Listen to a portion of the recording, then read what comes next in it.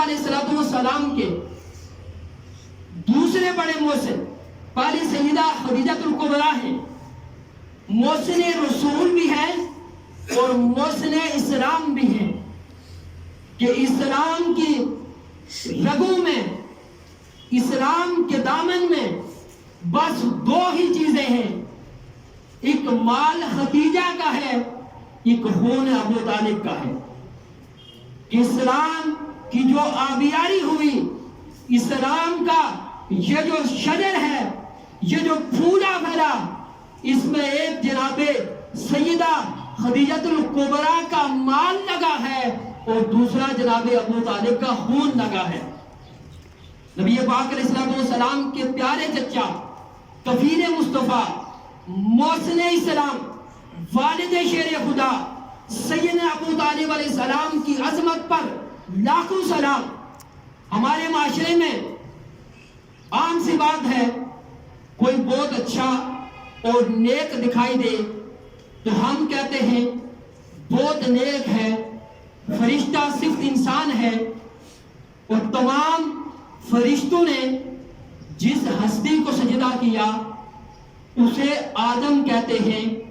مفسرین فرماتے ہیں کہ فرشتوں نے سجدہ آدم علیہ السلام کو نہیں کیا تھا، بلکہ فرشتوں نے جو آدم کی پشت میں اور آدم کی پیشانی میں نور محمد تھا، فرشتوں نے اس نور محمد کو سجدہ تعظیمی کیا تھا۔ تو جن میں نور محمد ہو یا جس میں نور محمد ہو وہ فرشتوں کے ہاں لائق کے سجدہ بن جاتا ہے۔ جس میں نور محمد ہو فرشتے اسے سجدہ کرتے ہیں۔ تو دوستان گرامی القدر، نور محمد جناب آدم کی پشت میں رکھا، پشت آدم سے نور محمد منتقل ہوا بدن حوا علیہ السلام سے، وہاں سے پشت در پشت منتقل ہوتا ہوا بالآخر والدین مصطفیٰ تک پہنچا۔ تو یہ تمام جوڑے جن میں نور محمد منتقل ہوا وہ نکاح والے جوڑے تھے۔ نور محمد جناب آدم و حوا سے والدین مصطفیٰ تک پہنچا۔ اب لوگ کہتے ہیں نبی نے 40 سال بعد اعلان نبوت کیا تو والدین پہلے انتقال کر گئے، لہذا وہ مسلمان نہیں، کلمہ نہیں پڑھا۔ جب کلمہ نہیں پڑھا تو مسلمان نہیں۔ آپ کے پاس کوئی قیمتی چیز ہو اور آپ قیمتی چیز بطور امانت کسی کے پاس رکھوانا چاہے تو انتخاب کس کا کریں گے؟ ہمیشہ جو صاحب فہم و فراست ہوگا، جو صاحب عقل ہوگا، جو فہم و فراست والا ہوگا، علاقے میں گلی محلے میں کسی بے ایمان کا انتخاب نہیں کرے گا بلکہ ایماندار کا انتخاب کرے گا۔ تو میں حیران ہوں کہ ایک انسان چھوٹی سی عقل رکھنے والا اپنی قیمتی چیز بطور امانت کسی بے ایمان کے پاس نہیں رکھتا تو وہ کونین کا خالق ہو کر، وہ کونین کا مالک ہو کر، وہ کل جہاں کا مالک ہو کر، وہ کل جہاں کا خالق ہو کر وہ نور محمد جیسی امانت اور نور محمد جیسی قیمتی امانت کسی بے ایمان میں کیسے رکھ سکتا ہے؟ ہرگز نہیں رکھ سکتا۔ تو ماننا پڑے گا کہ نور محمد جن ظلموں میں رہا، جن پشتوں میں رہا، وہ سب نور والے اور وہ سب ایمان والے تھے۔ اب جس بات کی طرف میں آنا چاہتا ہوں، نبی پاک علیہ السلام یہ بات یاد رکھنا کہ نور محمد ہمیشہ پاک پشتوں سے پاک رحموں میں منتقل ہوتا رہا۔ نبی نے فرمایا انا و علی من نور واحد، میں اور علی ایک نور سے ہے۔ اللہ نے جس نور سے محمد کو پیدا کیا اسی نور سے جناب مولا مرتضی شیر خدا اخی رسول زوج بطول امام المتقین سیدنا علی ابن ابی طالب علیہ السلام کو پیدا کیا۔ یہ نور جناب آدم سے چلا جناب عبد المطلب تک ایک رہا، پشت در پشت یہ نور منتقل ہوتا ہوا ایک رہا، پھر آگے یہ نور تقسیم ہوا، ایک حصہ جناب عبداللہ کے بدن میں چلا گیا، دوسرا حصہ جناب ابو طالب کی طرف۔ نور ایک ہے تو جن میں نور محمد رہا وہ بھی ایمان والے ہیں اور جن میں نور علی رہا وہ بھی ایمان والے ہیں۔ میرے پیر نصیر الدین نصیر فرماتے فرماتے ہیں کہ بعد تحقیق و احادیث و روایات نصیر، بعد تحقیق و احادیث و روایات نصیر، ہم دل و جان سے قائل ایمان ابو طالب ہیں۔ سبحان اللہ۔ کہ جناب سیدنا ابو طالب علیہ السلام وہ عظیم ہستی ہے کہ میرے مصطفیٰ کریم علیہ السلام کا نکاح جس ہستی نے پڑھایا اس ہستی کا نام ابو طالب ہے۔ سبحان اللہ۔ اب آپ میں سے اور مجھ میں سے ہماری حیثیت اوقات کیا ہے، لیکن میرا نکاح ہو، آپ میں سے کسی کا نکاح ہو تو کوئی کہتا ہے میرا نکاح میرے پیر صاحب پڑھائیں گے، کوئی کہتا ہے میرے پسند کے فلاں مولوی صاحب ہیں، فلاں عالم صاحب ہیں، فلاں علامہ صاحب ہیں، فلاں پیر صاحب ہیں، میرا نکاح وہ پڑھائیں گے۔ کسی کو آپ میں سے مجھے کوئی کہے کہ فلاں پادری سے نکاح کرواؤ، کوئی نہیں کرے گا۔ کہے فلاں یودھیوں کا بڑا عالم ہے اس سے نکاح پڑھواؤ، تو کوئی صاحب عقل صاحب ایمان ایسا سوچ بھی نہیں سکتا۔ وہ کہتا ہے میں تو اپنے مرشد سے، اپنے پیر صاحب سے، اپنے کسی بڑے عالم سے اپنا نکاح پڑھاؤں گا۔ تو میں اتنا سوال کرتا ہوں کہ میری اور آپ کی حیثیت کیا ہے؟ تو ہم کسی بے ایمان سے اپنا نکاح نہیں پڑھواتے تو کائنات کی سب سے عظیم ہستی جو وجہ تخلیق کائنات ہے، میرے اور آپ کے آقا علیہ السلام کا نکاح سیدہ خدیجہ الکبریٰ کے ساتھ جناب سیدنا ابو طالب علیہ السلام نے پڑھایا، تو پھر بالیقین ماننا پڑے گا کہ ابو طالب صاحب ایمان اور پکے مومن تھے، اس لیے کہ رسول کے پہلے نکاح خان کا نام جناب ابو طالب ہے۔ سبحان اللہ، سبحان اللہ۔ حضرات گرامی، کفر بہت بڑی نجاست ہے، نجاستوں میں سے سب سے بڑی جو نجاست ہے وہ کفر ہے۔ اب مکھی بھی ایک نجاست ہے، کفر بھی نجاست ہے۔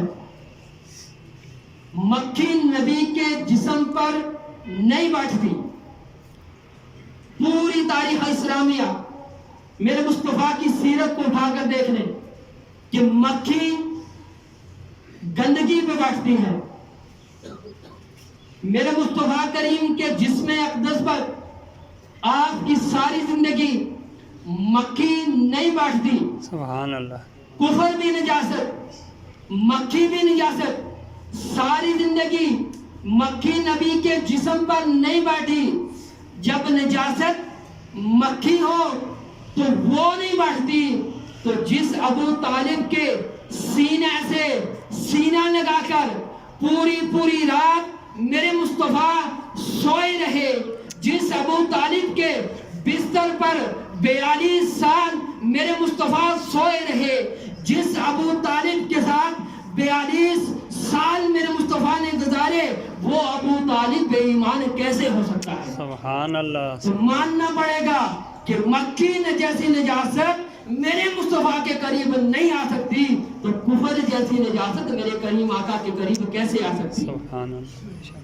پھر یقین ماننا پڑے گا کہ کفیل مصطفیٰ جناب محسن السلام سیدنا ابو طالب علیہ السلام پکے مومن اور مسلمان تھے۔